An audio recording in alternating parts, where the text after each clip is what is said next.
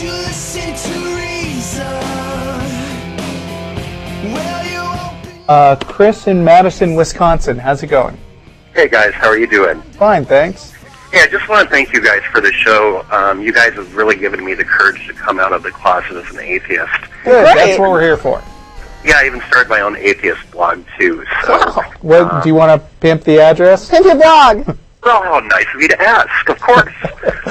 It's called sereneatheist.blogspot.com.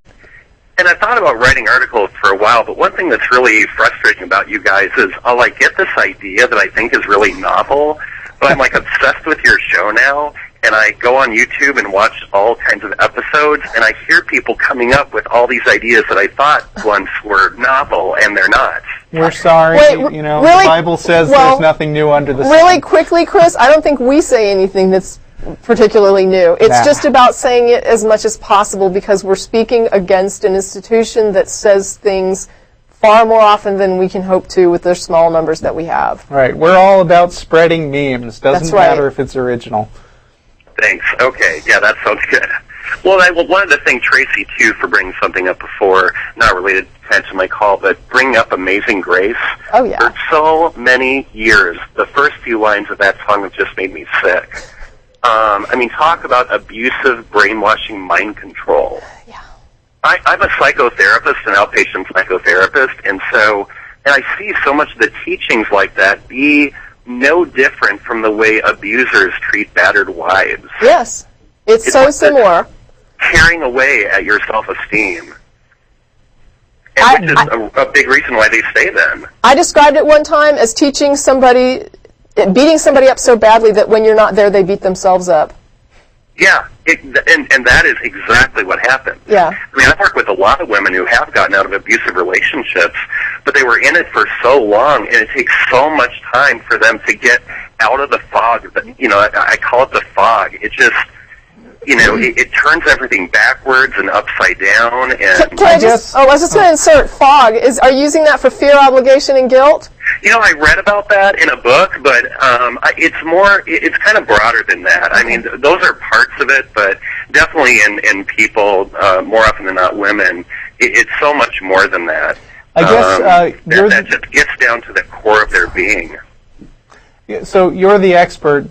Correct me if I'm wrong, but I mean, I guess one of the things that happens in an abusive relationship is a lot of emotional abuse, where the abuser says basically, "You are a terrible person, and you should appreciate me putting up with you. I'm only beating you." Where would you be without me? Because you deserve it. Yeah, no one will love you the way I love you. This sort of instills the fear that you can't go anywhere else because nobody would have you. Yeah, another article I was going to write, I don't know if you've heard about this, but there's something called the power and control wheel that is used by a lot of domestic violence shelters, and it talks about how abusers use different things like children and economics and I can't think of too many right off the bat, like threats and other things, and these are just core things that abusers use. And when I look at that and I think about the way some churches talk and kind of indoctrinate people, it's no different. Yeah. And so I actually thought about creating like a power and control wheel regarding like church. I hope you do that. I really do, because I've seen the same analogy in my own mind. It's the same. They insulate and isolate. Yeah. They say the world is bad, and you need to just, we're right, and don't listen to them. They're all driven by Satan. Yeah. Well, that'll be the next article I throw up there. You guys can check it out and Do tell me it. what you think. Well, it's the same thing cults do, and I think you should check out my webpage about Amway sometime. Well, Oh, yeah, I will, definitely. I have checked out your page before. Oh, okay. Also for the World of Warcraft stuff, it's kind of funny. Oh, yeah, that's actually, I've got a new diary on Daily Kos but sorry, I don't want to pin my Okay. stuff. But Gotcha. it's about politics and Warcraft. well, send us a link when you finally do that. I'd be interested in seeing your analogies. I will. So, but what I was calling about initially was something funny that occurred to me not too long ago about the concept of miracles. And I think it's a word that gets tossed around a lot, like a Haitian man found in rubble after a week of after being in the earthquake recently. You know, of course, he had like 3 bottles of water next to him.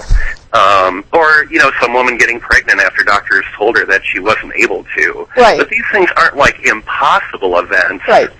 Like somebody able to walk through a wall. They're just unlikely events. Correct. Yeah, they're just, I mean, the doctors who told her she wouldn't be able to get pregnant were wrong. Yeah. I mean, they made a mistake.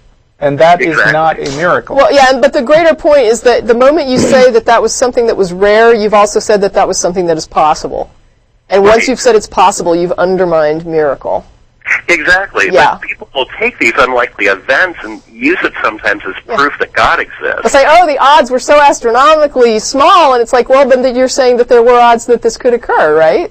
Right. And that kind of goes to something funny that I thought about. I just kind of wonder what these people who call these events miracles think the world would be like without miracles. And basically, that would be a world where no unlikely events or close calls would ever take place. Right. And that, Like of course, a car would be the crash most would either unlikely not thing occur of at all. all, or if it did, it would result in death every time. Or people in Haiti during an earthquake would have either survived unscathed, or they would have been dead without any chance of living whatsoever. Well, I think I pointed that out once before, that if coincidences never occurred, that would be weird.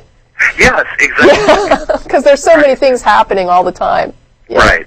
And there you go, saying, you know, I think I brought this up before. That's just kind of evidence of what I was saying about how no ideas are novel. It's kind of like people are really bad at probability theory, and so if you asked somebody, like, you know, you gave somebody a list of coin flips, like, I've read that if you ask somebody to write down a series of random numbers, those numbers will actually look a lot more random than real random numbers. Because in real random numbers, like if you flip a coin a bunch of times, you're going to have a run in there with 10 heads in a row. It's almost guaranteed. Right. If you roll dice a bunch of times, you're going to have a string of several 6s. It's very, very likely. But when people think of random events, they think there are never any weird-looking coincidences. Correct. That's a very good point. All right, well, I really appreciate you guys taking my call today. Yeah. And, have a Thanks. good one. All right, thanks for calling. Okay, bye-bye. Bye. Gotta get away from this illusion for the sake of the world. The content of this video is produced by the Atheist Community of Austin, a nonprofit educational organization promoting positive atheism and the separation of church and state. If you enjoyed this content and are willing and able to provide a donation, please visit the website below.